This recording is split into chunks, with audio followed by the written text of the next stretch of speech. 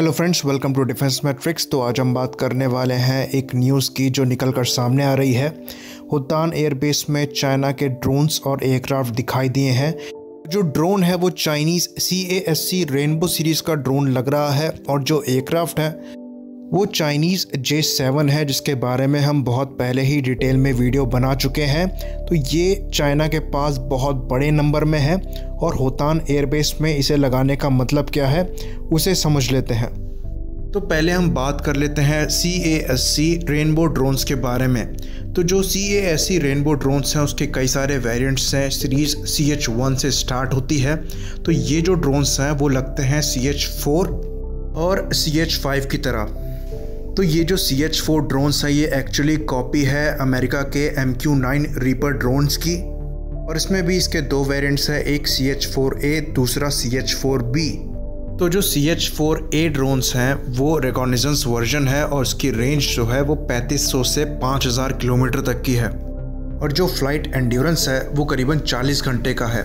वहीं पर जो CH4B है वो रिकॉग्निजेंस और अटैक दोनों रोल्स परफॉर्म करने में सक्षम है। तो करीबन 6 वेपन्स को ये कैरी कर सकता है, जिसमें 250 से लेकर 350 तक का जो पेलोड है वो ये उठा सकता है।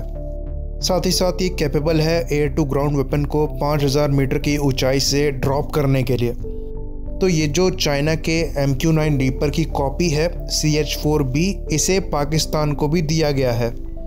बात करें CH5 की, तो CH5 इसी का एनहेंस्ड वर्जन है, जहाँ पर रेंज, पेलोड कैपेसिटी और एंड्योरेंस वो सब CH4 से ज़्यादा है।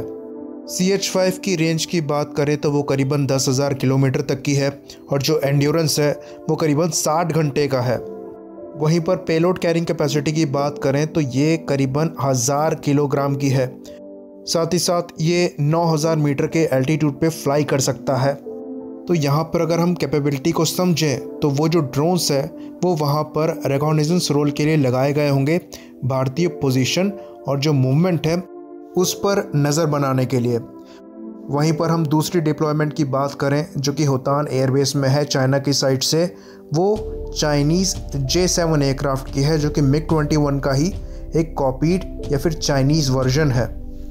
तो ये दिखने में J7E लगता है, जो कि इन्फीरियर वर्जन है J7MG और PG से, पर J7E का ही एक लेटेस्ट वर्जन है जिसे J7G कहते हैं। ये वो भी हो सकता है जो कि सबसे एडवांस J7 है। तो जो J7E है उसमें विंग की जो कॉन्फ़िगरेशन है उसे डबल डेल्टा रखी गई थी। तो जो मनोवरेबिलिटी है वो काफ़ी अच्छी है J7E की। तो उसे क्लोज रेंज की फ़ाइट्स के लिए या फिर डॉग फाइट्स के लिए ही बनाया गया था। तो उसमें कोई लॉन्ग रेंज का रेडार नहीं है और कोई मीडियम रेंज की मिसाइल फायर करने की क्षमता नहीं है। उसमें रेंजिंग रडार दिया गया है और क्लोज रेंज की air to air missile fire करने की क्षमता दी गई है। तो मोस्ट प्रोबेबली आज के समय में चाइना वो फाइटर तो डिप्लॉय करेगा नहीं, तो इसके ज़्यादा चांसेस हैं कि ये उसी का अपग्रेडेड वर्जन F7 या फिर J7G हो।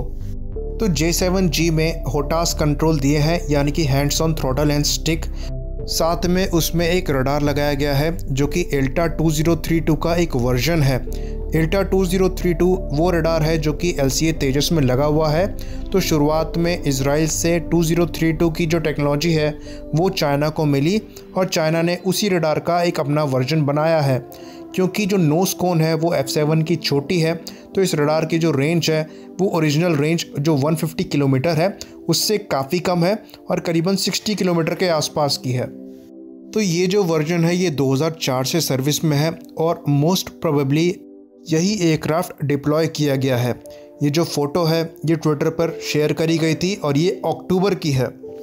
तो क्वेश्चन अब ये उठता है कि चाइना के पास इतने बड़े बड़े एयरक्राफ्ट हैं तो F7 को ही क्यों डिप्लॉय किया गया। तो जैसा कि हम लोग जानते हैं जो हुतान एयरबेस है वो काफ़ी हाई एल्टीट्यूड में है और हायर एल्टीट्यूड में वेपन पेलोड के साथ टेक ऑफ करना बड़े एयरक्राफ्ट के लिए काफ़ी मुश्किल हो जाता है। तो जो चाइना के बड़े एयरक्राफ्ट हैं जैसे कि Su-27, J-16 और J-11, उनको वहाँ पे ऑपरेट करने में परेशानी होती है। वहीं पर जो F7 या फिर J7 कह लें, ये जो एयरक्राफ्ट हैं इस साइज़ में छोटे हैं और जो थ्रस्ट टू वेट रेशियो है वो काफ़ी अच्छा है। तो ये जो एयरक्राफ्ट हैं वो हायर एल्टीट्यूड में अच्छी तरीके से परफॉर्म कर सकते हैं। तो ये रीज़न हो सकता है चाइना ने इन एयरक्राफ्ट को यहाँ पर डिप्लॉय किया है। इसी बात पे इसे ख़त्म करते हैं। लाइक करिए, सब्सक्राइब करिए। जय हिंद।